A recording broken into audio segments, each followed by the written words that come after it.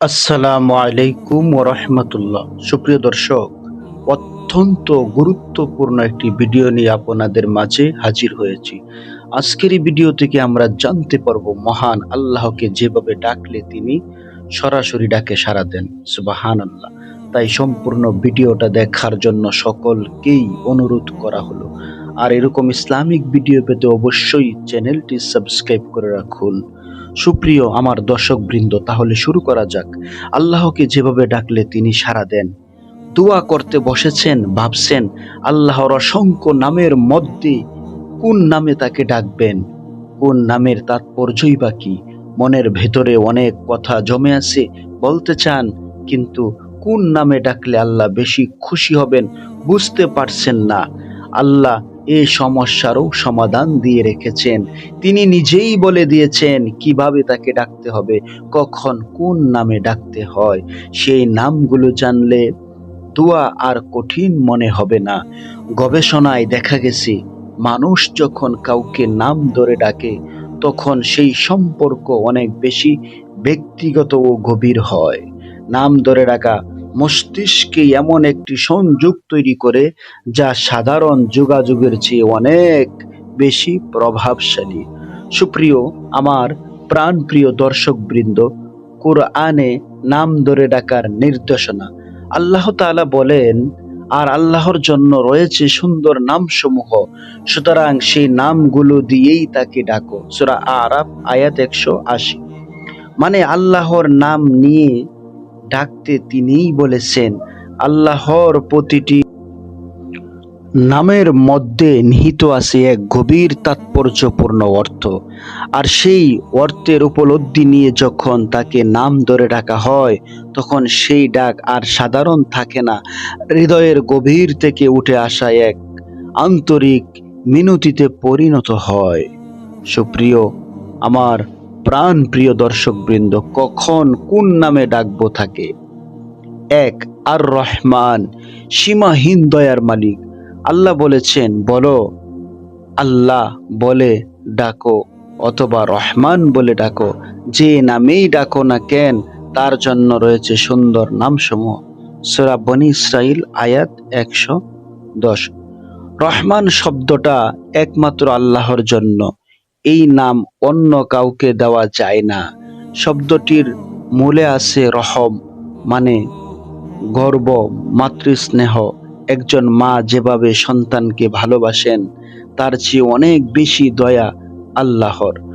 যখন মনে হচ্ছে পাপ অনেক বেশি হয়ে গেছে, তখন ইয়া রহমান বলে ডাকুন, কারণ এই নামের অর্থই হলো তার দয়ার কোনো সীমা নেই, পরিসীমা নেই। দুই, আল গাফফার, বারবার ক্ষমাকারী। আল্লাহ বলেছেন, আর নিশ্চয়ই আমি তার জন্য অত্যন্ত ক্ষমাশীল, যে তওবা করে, ঈমান আনে, সৎ কাজ করে এবং সঠিক পথে চলে। সূরা তোহা আয়াত 82। গাফফার শব্দটি ব্যাকরণ মতে মুবালাগার, মানে অতিমাত্রায়, বারবার। শুধু গাফির বা সাধারণ ক্ষমা করায় সীমাবদ্ধ নন, বরং তিনি গাফফার বা অধিক ক্ষমাকারী। তিনি হাজার বার, লক্ষ বার ক্ষমা করেন। সুবহানাল্লাহ। আমরা একটি পাপ করে ক্ষমা চেয়েছি, আবার সেই পাপ করেছি, আবারও ক্ষমা চেয়েছি। এক সময় বারবার ক্ষমা চাইতে আপনার লজ্জা লাগতে পারে, কিন্তু আল্লাহ গাফফার, তিনি সীমাহীন ক্ষমাকারী। সুতরাং ইয়া গাফফার বলে তার কাছে ছুটে যান, তিনি নিশ্চয়ই আপনাকে ক্ষমা করবেন। তিন, আল করিম।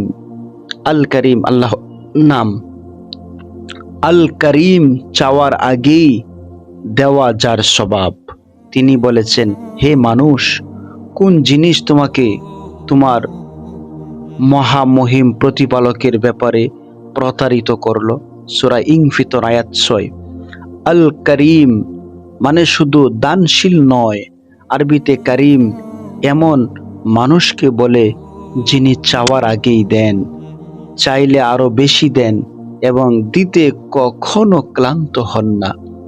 এই আয়াতে আল্লাহ নিজেকে রব্বিকাল করিম বলেছেন, যার অর্থ তোমার মহামহিম প্রতিপালক।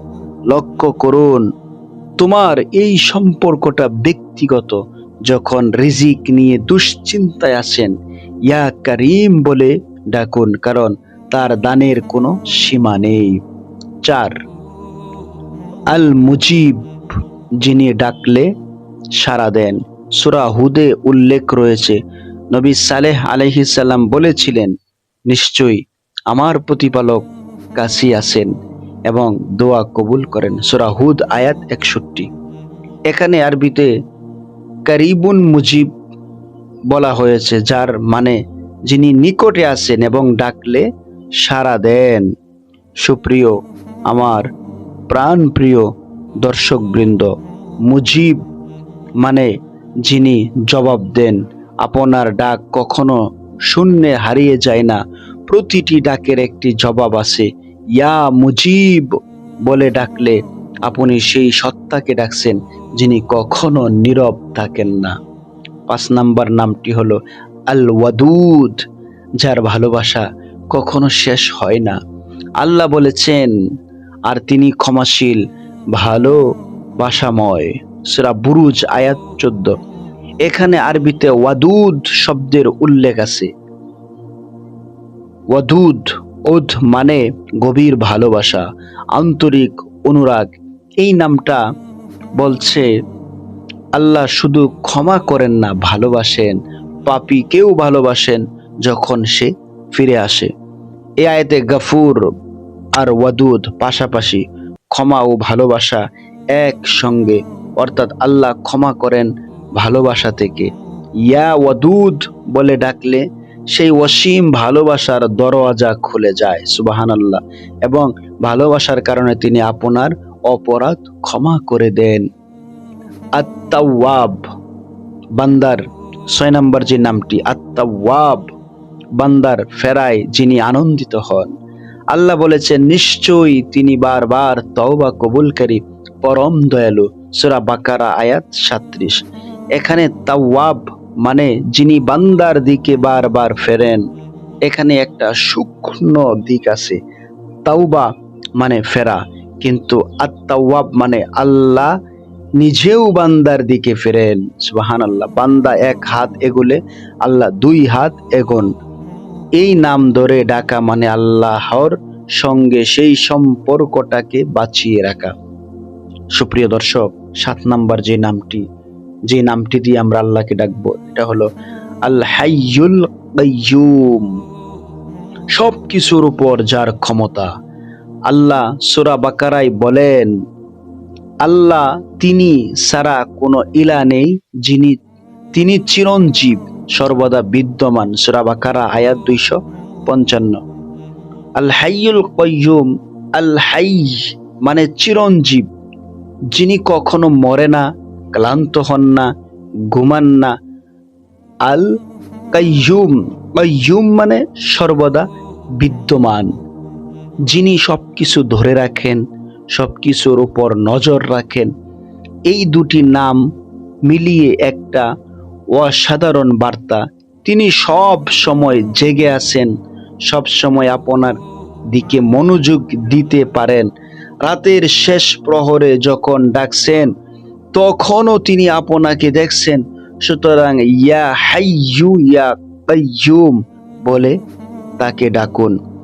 নবী করিম রাসূল সাল্লাল্লাহু আলাইহি ওয়াসাল্লাম বলেছেন, আল্লাহর 99টি নাম আছে, যে ব্যক্তি এগুলো আয়ত্ত করবে সে জান্নাতে প্রবেশ করবে।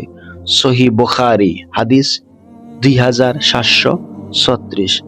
আয়ত্ত করা মানে শুধু মুখস্থ নয়, অর্থ বোঝা, তাৎপর্য অনুভব করা এবং সেই অনুযায়ী আল্লাহকে ডাকা। আজ থেকে দোয়া করার সময় একটু ভাবি, কি চাইছি, কোন নামে ডাকবো। রিজিক চাইলে ইয়া রাজ্জাক, ক্ষমা চাইলে ইয়া গফফার, সাহায্য চাইলে ইয়া মুজিব, ভালোবাসা অনুভব করতে চাইলে ইয়া ওয়াদুদ। এই নামগুলো শুধুই আল্লাহকে আহ্বানের জন্য নয়, বরং এগুলো আল্লাহর সঙ্গে সম্পর্কের ভাষা, যে ভাষায় ডাকলে তিনি কখনো ফিরিয়ে দেন না। ইবনুল কাইয়ুম রহমতুল্লাহ আলাই বলেছেন, আল্লাহর নামগুলো জানা এবং সেগুলো দিয়ে ডাকা হলো দুয়ার সবচেয়ে গভীর পথ। কারণ তখন বান্দা শুধু চাইছে না, আল্লাহকে চিনে চাইছে। সুবহানাল্লাহ। সুপ্রিয় দর্শক, আমরা হাত তুলবো, তার নাম ধরে ডাকবো, তিনি শুনছেন। আল্লাহ আমাদের সবাইকে তার সুন্দর নামগুলো জানার এবং সেগুলো দিয়ে তাকে ডাকার তৌফিক দান করুক। আমিন। সকলেই ভালো থাকবেন। আবারও দেখা হবে পরবর্তী কোনো ভিডিওতে। আসসালামু আলাইকুম ওয়া রাহমাতুল্লাহ।